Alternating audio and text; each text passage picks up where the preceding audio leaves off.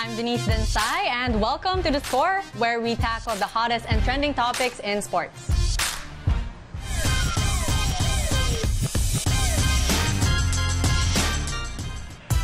The FEU Lady Tamaraos and the UST Golden Tigresses improved their chances of making it to the Final Four after beating their respective opponents in yesterday's UAAP games. Joining us today to discuss the UAAP Women's Volleyball Tournament are Phil Cainglet and Paneng Mercado. Welcome! Hi! Now, yesterday, UST versus UP's 3 straight sets, it was a crucial game, but everyone expected more, I guess.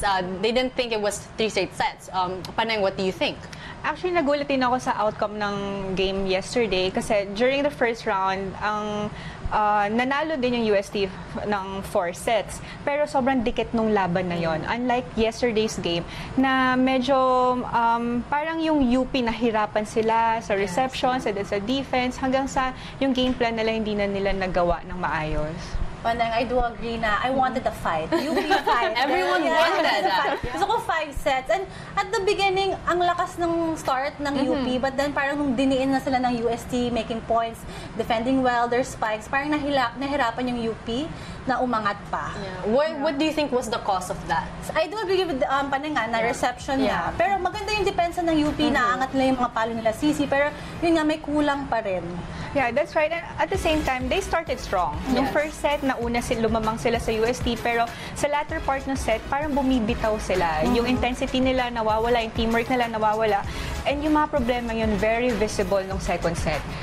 They only got 12 points versus 25 ng UST. So, yung mga spikes nila, nababasa kagad ng UST, nabablock sila ng kill blocks, and then hindi nila malansin ng maayos yung set plays nila. Kasi, maybe because of the reception, yun yung nagkulang. And tahimik na sila noon, hindi na sila nakalaro ng maayos. And I think talaga, UST, syempre andun sila Sisi Rodina. Yes, Thea Lauren. And Sisi played a great game. I think she got 20 points. And nakita ko yung depensa niya, kahit anong bola nakukuha niya, yung body movement niya, ang galing niya mag-shift from one direction to another. She's been consistent throughout her like 5 years. Yeah. And I wanted to ask, Phil, do you think even with that loss and the remaining games, UP can still make it to the Final Four? Kaya pa ba nila? Kaya pa, pero they have to, kailangan pumasok sa butas ng karayong. Parang ganon. Kaya pa naman, I think. Now, let's talk about the standouts with the NU versus FEU. We have, Paneng, you said Heather Ginoo was 11 points. This was a great comeback for FEU because they had 6 and 7 points, I guess, Heather Ginoo and Jerry Malabanan during their game against Ateneo. But then they came back winning and now they're on a roll. What do you think? Actually, both of them, si Heather and si Jerry Lee, both of them are the top scorers for yesterday's game.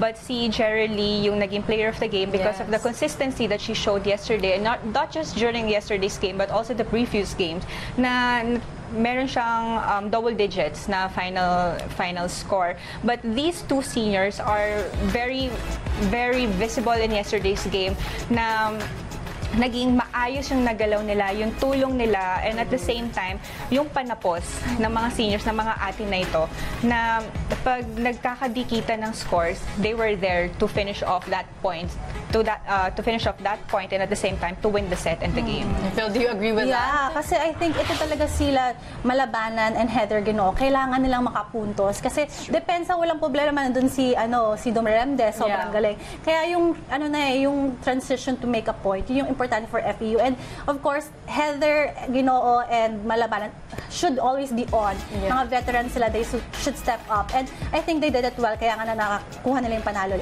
yesterday. That's true. Now, another player, of course, is Kyle Negrito for NU. 21 excellent sets, 5 points, 3 kill blocks, 7 digs.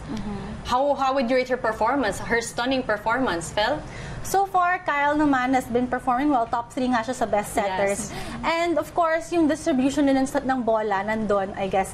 And I guess she was able to make a lot of plays yesterday para makapagpuntos nga sila Heather and sila Malabanan. And yung usual play nila maganda yung tres, yung patong sa gitna. Yun yung very effective play nila ng FEU. Actually, as a setter, si Kyle is very consistent. Not just sa setting na nag-excel siya, but at the same time, yung service niya na kargado, it's really hard to get an ace. Pero pag siya yung nagsiserve, alam mo na malakas siya mag-serve, alam mo magaling siya tumarget, and nakaka-back-to-back aces din siya. And not just that, pag nasa front line siya, or even sa back line, nakakita niya yung depensa ng kalaban na nakakapag-drop ball siya. Napupuntos yun for their team.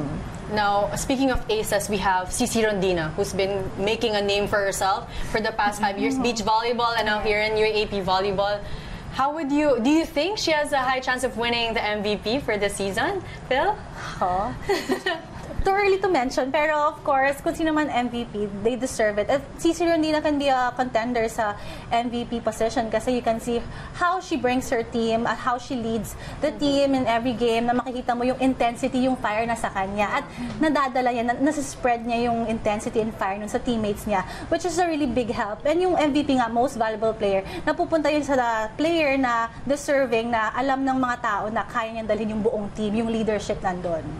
Do you agree with that, Paneng? Actually, what else has Cici have to offer or has been offering?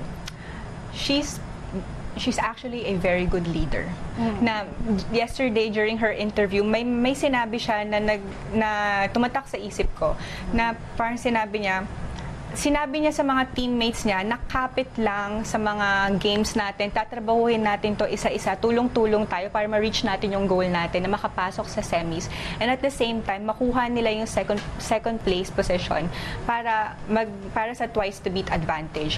So nakita naman natin yesterday yung tulong niya and yung presence niya as a leader, kasi sobrang parang die for the ball. Yes. Na kahit gaano kahirap na depensa nandyan, na coverage nandyan, as in, she will die for it to save for the ball. And at the same time, pag binabatuan siya ng set para makapalo, may kita mo na eager siya talaga. Gusto niya pakita na papatay niya yung bola, and at the same time, mag-score siya, and may kita mo na she got 20 points. Yes. So, ang laking bagay nun para sa team nila. So the two stars of the show were the captain, Cici Rondina and Jailyn Manabanan. But when we return, we'll have another all-time discussion on the greatest middle blockers in UAAP women's volleyball. Don't go away.